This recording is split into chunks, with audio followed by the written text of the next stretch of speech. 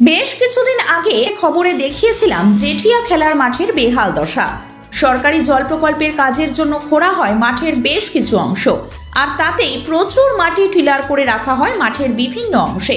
সেই অবস্থা দেখে জেঠিয়ার মানুষের মধ্যে সংশয় শুরু হয়ে যায় যে আদেও কি জেঠিয়ার প্রাণের উৎসব জেঠিয়া উৎসব কি হবে, এবং যেই মাঠটিতে ছোট ছোট ছেলেমেয়েরা খেলাধুলা করত সেই মাঠটির দুরবস্থা দেখে এলাকাবাসীর মধ্যে ছিল ক্ষোভ। এই খবর ব্যারাকপুর লোকসভার সাংসদ পার্থ ভৌমিক ও নৈহাটি বিধানসভার বিধায়ক সনদদের কাছে পৌঁছাতেই তড়িঘড়ি শুরু হয় মাঠের আগের অবস্থায় ফিরিয়ে আনার প্রচেষ্টা। আর মাঠের আগের অবস্থায় ফিরিয়ে আনতে নির্দেশ দেন হালিশহর জেঠিয়া পঞ্চায়েতের প্রাক্তন উপপ্রধান অশোক দাস ওরফে কালাদাকে। আগের অবস্থায় ফিরে এসেছে জেঠিয়া খেলার মাঠ, আর মাঠকে আগের অবস্থায় ফিরে পেয়ে এলাকাবাসী খুব খুশি এবং ধন্যবাদ জানাচ্ছেন তাদের প্রিয় সাংসদ পার্থ ভৌমিক মহাশয়কে ও তাদের প্রিয় বিধায়ক সনদ দেকে। কি বলছেন এলাকাবাসী, আসুন শুনে নিন। এই মাঠটার পরিস্থিতি একটা সময় খুব খারাপ ছিল, তো এখন মাঠটা অনেকটা সুন্দরভাবে সেজে উঠেছে শুধুমাত্র আমাদের যে পার্থ ভৌমিক আছেন তারই নির্দেশে।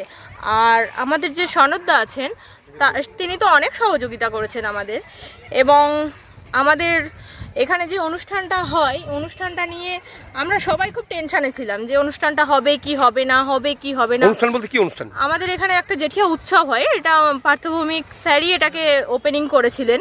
তো এখানে অনেক অনেক অনেক জায়গা থেকে অনেক জায়গার মানুষরা আসে, অনেক আনন্দ হয়। মানে এই হালিশহর উৎসবটা নিয়ে একটা মানে সবার একটা চিন্তা যে আদেও হবে হবে কি হবে না। মাঠটার যা অবস্থা ছিল, এতটা বাজে অবস্থা।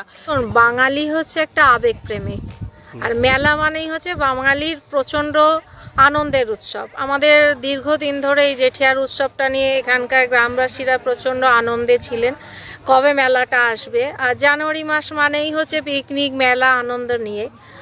কিন্তু এই মাঠটার বিগত দিন ধরে জল প্রকল্পের কাজ নিয়ে যা পরিস্থিতি ছিল, এখানকার সাধারণ মানুষরা খুব চিন্তায় ছিলেন যে আদৌ কি মেলাটা ঠিকঠাক হবে। মাঠের অবস্থা যা দুরবস্থা ছিল, কিন্তু সেখান থেকে আমরা বেরিয়ে এসেছি কারণ আমাদের প্রিয় দাদা পার্থ ভৌমিক ওনার তত্ত্বাবধানে, সনদদার তত্ত্বাবধানে আমাদের এই মেলাটা, আর সবচেয়ে তাদের নির্দেশ অনুসারে কাজ করেছেন আমাদের পাশে আমাদের এক্স উপপ্রধান অশোক দাশগুপ্ত, তাদের নির্দেশ মেনে আমরা সবাই হাতে হাত কাঁধে কাঁধ মিলিয়ে মেলাটার মাঠটাকে মোটামুটি সাজিয়ে তুলেছি। এবার আমরা অপেক্ষায় আছি যে আমরা মানুষের কাছে মেলাটা কিভাবে প্রেজেন্টেশন দিতে পারি, তারা কিভাবে আনন্দটা নিতে পারে, তারা কিভাবে আনন্দটা উপভোগ করতে পারে। তাই এই ভিডিওর মাধ্যমে আমরা সমস্ত জেঠিয়ার গ্রামবাসীকে অভ্যর্থনা জানাচ্ছি, আপনারাও আমাদের সঙ্গে হাতে হাত কাঁধে কাঁধ মিলিয়ে মেলাটা যাতে সুন্দরভাবে হতে পারে আপনারা আমাদের সঙ্গে সহযোগিতা করুন। আর আপনারা এসে দেখুন মাঠটা কি ছিল আর এখন মাঠটার কি পরিস্থিতি হয়েছে। মানে মাঠের যে বেহাল দশা ছিল জল প্রকল্পের কাজের জন্য 24 ঘন্টা লাইভের পক্ষ থেকে আমরা একটা খবরও করেছিলাম যে আদৌ উৎসবটা হবে কিনা, বা এই অঞ্চলের মানুষও কিছু প্রতিক্রিয়া জানিয়েছিল। সেখানে মাঠটা আবার পুনরায় বলা যেতে পারে আগের থেকে ভালো অবস্থায় ফিরে এসেছে। কি বলবেন? অনেকই ভালো হয়েছে। আমরা তো ভাবতে পারিনি যে আমরা হয়তো এই মেলাটা সম্পূর্ণভাবে করতে পারবো কিনা, কিন্তু এই আমাদের পৌর প্রাক্তন উপপ্রধান